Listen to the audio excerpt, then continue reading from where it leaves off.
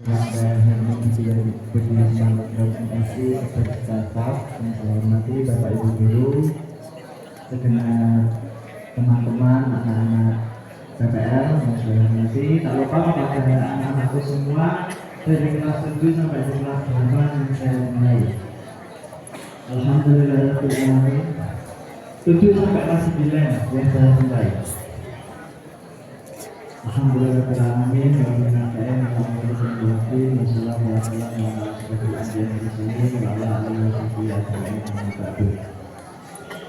Langsung dari saya anak-anakku, ini kan mulai bulan Syawal atau bulan Raya Idul Fitri. Tradisi yang sering kita laksanakan di Indonesia itu halal di halal. Apakah anak sudah tahu makna halal bihalal? Mana Pak? Makna halal bihalal apakah kalian sudah tahu? Halal bihalal itu lafaz yang diciptakan atau tradisi yang hanya ada di Indonesia. Di negara lain tidak ada tradisi halal bihalal. Bahkan di Arab pun, di Saudi Arab, di Makkah maupun di Madinah nggak ada tradisi halal bihalal. Di sana ketika sudah hari raya Idul Fitri, setelah sholat Id sudah seperti hari biasa. Nggak ada salam-salaman, nggak ada silaturahim, nggak ada di sana. Yang ada hanya di Indonesia. Karena halal bihalal itu tradisi yang dimiliki Indonesia, yang diciptakan oleh Ki Haji Wahab Hasbuloh, para ulama-ulama atau nenek moyang terdahulu. Nah, maka dari itu kita untuk memperingati tradisi halal bihalal jangan mengartikan secara maknanya saja, tapi kita harus meresapi apa sebenarnya itu halal bihalal. Halal bihalal itu lafaz bahasa Arab, halal bihalal. Halal yang lafaz halal itu diulang 2 kali, yang diselingi dari ba, itu mengartikan bahwa halal bihalal itu menguasai tali yang kusut. Tali yang kusut itu ibaratkan seorang muslim dengan muslim yang lain, orang satu dengan orang yang lain, manusia satu dengan manusia lain itu pasti memiliki kesalahan. Diadakan halal bihalal itu saling memaafkan, yaitu meluruskan tali yang kusut atau membenarkan tali yang berlebih. Artinya seperti itu. Nah, maka dari itu untuk menuju kesuksesan halal bihalal, yang terutama kita harus menurunkan ego. Gak cukup kita meminta maaf lewat digital, itu gak cukup. Walaupun ketika jarak jauh kita dicukupkan, tapi lebih baiknya kita meminta maaf secara langsung.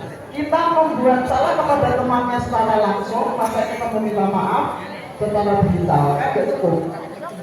Maaf, salahnya tapi maafnya hanya digital, gak cukup.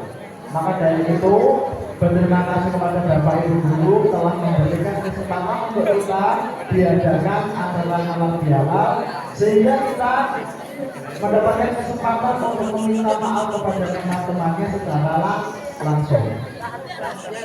Kita mengingat bahwa bulan Ramadan kemarin kita adalah pembersihan diri.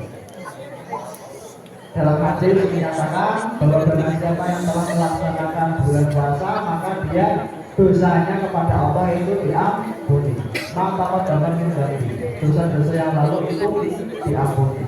Jadi hak-hak kepada Allah itu semuanya kita telah selesai. Kita sebagaimana orang yang baru lahir yang tidak memiliki dosa, itu terhadap Tuhan. Tapi ketika kita dihadapkan oleh manusia, maka kepada manusia belum selesai. Nah, ini ada cerita anak-anak, ada cerita. Dulu Nabi Muhammad dalam hadis, Nabi Muhammad ketika itu berkumpul kepada sahabat-sahabat, Nabi Muhammad itu bertanya kepada sahabat, ya sahabat ini, mau tulis, apakah kamu mengetahui orang yang bangkrut? Orang bangkrut itu apa anak-anak? Orang bangkrut maknanya adalah orang yang memiliki kekayaan, tapi dengan kekayaan itu tidak bisa mengelola keuangannya sampai ia miskin atau ia menghabiskan benar-benar uang. Itu adalah orang yang bangkrut. Tapi Nabi Muhammad menjawab, bukan demikian baik sahabatku orang yang bangkrut. Orang yang bangkrut itu orang yang selama di dunia itu memiliki amal-amal ibadah yang baik, sholat yang baik, puasa dilaksanakan, zakat dilaksanakan, berbuat baik dilaksanakan. Tapi ketika di akhirat nanti ada tanggung jawab kepada manusia yang harus ditebus. Sebaik-baik manusia ibadah di bumi ini, tapi ketika ia sama manusia kok memiliki salah, nanti akan dipertanggungjawabkan di akhirat. Nah, orang yang ahli ibadah itu merasa paling tinggi di akhirat. Saya ahli ibadah, saya ahli sholat, saya ahli zakat, saya ahli puasa, merasa tinggi, tapi nggak bisa masuk surga. Dijegal karena apa? Tetangga teman manusia yang lain itu menuntut dia karena memiliki kesalahan kepada orang banyak. Dijegal, ya Allah, jangan masukkan dia surga dulu karena dia pernah merasai saya, pernah menghibur saya.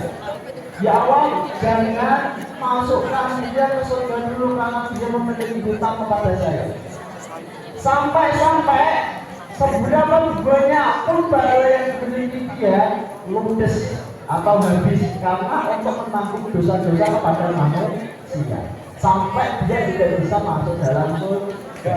Padahal dia selama di bumi itu ahli puasa, ahli ibadah. Nah, maka dari itu ada anakku entah di agama apapun, bukan hanya di Islam, dituntut untuk saling memaafkan dalam agama apapun, karena ini hak adami atau hak sosial. Semua yang berhubungan dengan sosial, semua agama itu general atau sama hukumnya, ada hak-haknya, ada HAM. Entah itu agama apapun, kalau saling memaafkan itu pasti ada tuntutannya. Maka dari itu anak-anakku, marilah menjiwai untuk halal bihalal ini benar-benar untuk meminta maaf secara hati, bukan sekadar lisan, tapi benar-benar dalam hati. Bukan hanya untuk mencari THR saja, tapi kita benar-benar meminta maaf dari hati. Karena apa? Dengan meminta maaf itulah nanti hidup kita akan diberikan keberkahan dan dilapangkan untuk rezeki kita maupun rezeki orang tua kita. Cukup sekian dari Pak Budu. Mungkin ada kesalahan dari tutur kata Pak Budu, mohon maaf. Wassalamualaikum warahmatullahi wabarakatuh.